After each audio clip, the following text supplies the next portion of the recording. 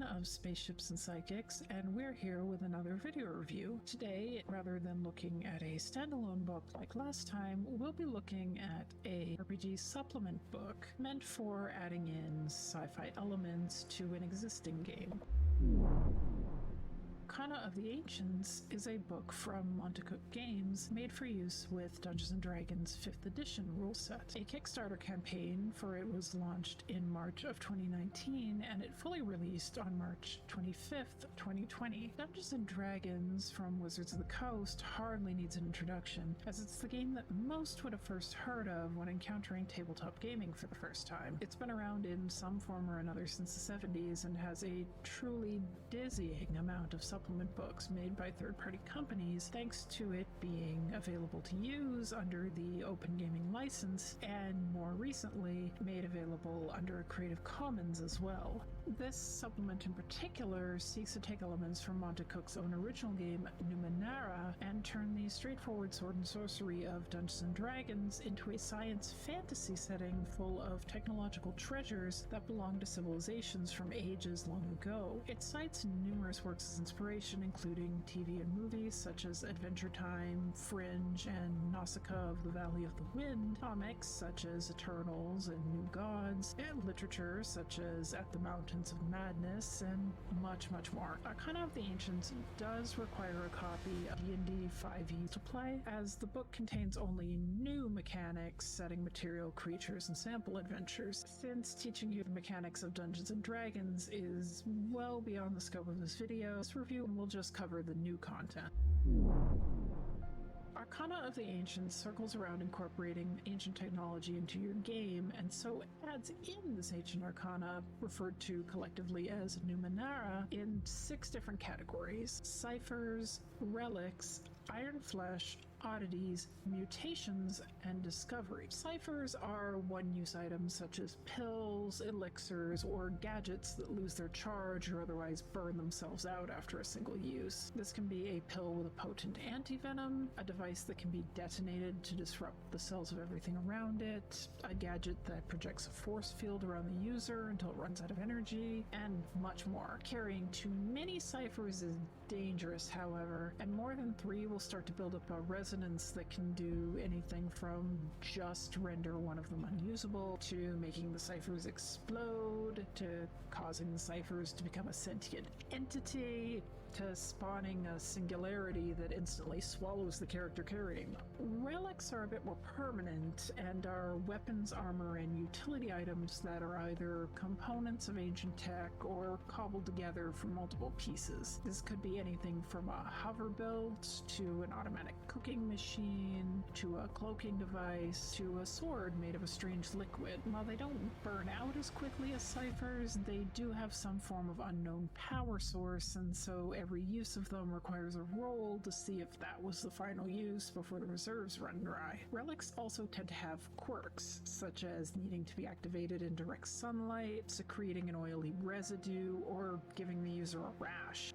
Iron flesh are cybernetic enhancements that latch onto and implant themselves in adventurers who find them. These are permanent replacements for parts of your character's body, or at least permanent until they find another implant to replace it, and removing one has dangers. These could be hands that shoot flame, a reinforced spine, and more. However, iron flesh can easily have the same kind of quirks as a relic. Oddities, for their part, have no real benefit and are more for flavor. Their primary advantage being their material worth to collectors of curiosities. These can be something like a remote-controlled toy dragonfly, a pair of pants that always fit and always stay perfectly clean, or a device that generates sheets of paper. Mutations are biological changes to a character that they may have been born with or developed in response to mutagenic technology. These are split into beneficial mutations, powerful mutations, harmful mutations, distinctive mutations, and cosmetic predict mutations. Rules are included on how to handle mutations at character creation, allowing players to trade in the typical ability score increases associated with their race for either 2 beneficial mutations, 3 beneficial mutations and 1 harmful mutation, 1 powerful mutation and 1 harmful mutation, or 1 powerful mutation, 1 distinctive mutation, and 1 harmful mutation. Mutant characters are also allowed 0 to 4 distinctive mutations and 0 to 4 cosmetic mutations on top of these. Lastly, discoveries are a catch-all for everything that's too big to be gear and may not even be of use to the players, but is still of ancient make, like a vehicle, a still working water purifying facility, or some mechanical farm equipment. Rules are present for PCs to salvage and identify Numenera using their Arcana skill proficiency,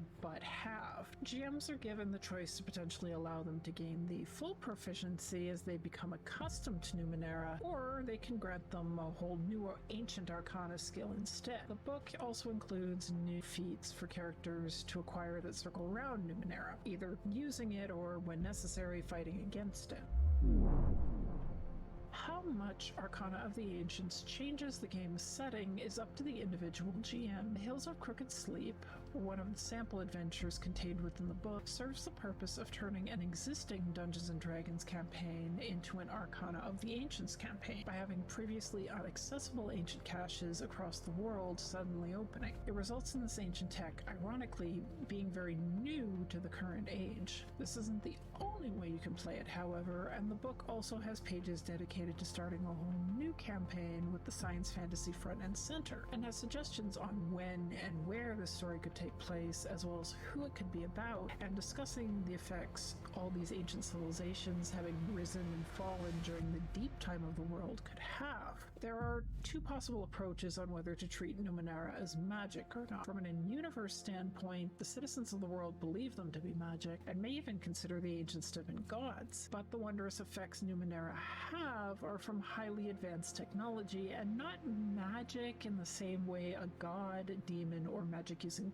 player character would produce something like it. The default is to treat the effects of these objects and the abilities of the creatures in the book as equivalent to magic, on the assumption that while they're taking a different route to do so, they're still tapping into the same reality-warping forces that magic spells do. This makes them behave as expected against things like magic resistance, or things that can only be harmed by magic. The other route, however, is to treat them as something fundamentally not magic, allowing for moments such as stunned characters finding out that their relics still work within fields of anti-magic, or the creatures that emerge from ancient caches finding that they aren't able to harm certain magical beings, and then deciding to research magic in order to close the gap. Beyond the basic tools, Arcana of the Ancients has a ton of world-building material. Aside from the aforementioned The Hills of Crooked Sleep, it contains 2 other adventures. A Better View of the Stars circles around an underground chamber that acts as a gateway to a platform in orbit around the planet, while The War Slug of Eldrazor involves stopping a group of monsters who've taken an ancient vehicle out for a joyride. There is also a bestiary of Monsters Primeval, which has everything from mechanical constructs to mutant and bioengineered horrors to interdimensional creatures that have wriggled their way into this realm through rifts in space and time. Some are nightmarish, like the Canthid, which are covered in mouths and speak in the voices of the dead to lure their victims, or the Mesomeme, which does similar by collecting and manipulating its victims' severed heads. Others are benevolent, like the Peaceful Herder, a robot that simply wants to keep its herd of cat-like creatures safe, or the Seski, a scaly dog-like creature that can make a loyal companion. Thanks to the stretch goals being met in the original Kickstarter, there's an additional bestiary called Beasts of Flesh and Steel, a setting book called Beneath the Monolith, and an adventure book called Where the Machines Wait. So if you find yourself enjoying Arcana of the Ancients, some additional resources are certainly worth a look.